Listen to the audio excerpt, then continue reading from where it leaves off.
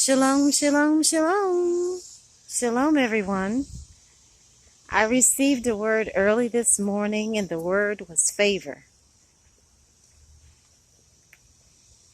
Do not complain about the rain, for the rain is his favor. Favor is better than life. His favor is better than life.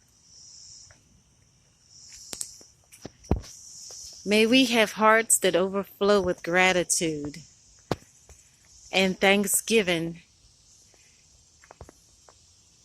in this outpouring of his favor. The rain, the rain, the rain. Some lands are so dry, the desert, the heat. The rain is his favor.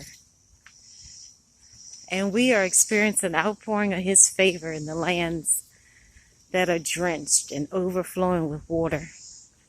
For everything that pertains to life exists by his hand, by his favor, by his grace and his mercy, his kindness and his goodness. And there is not anyone or anything that exists that does not need water. Water is essential for life.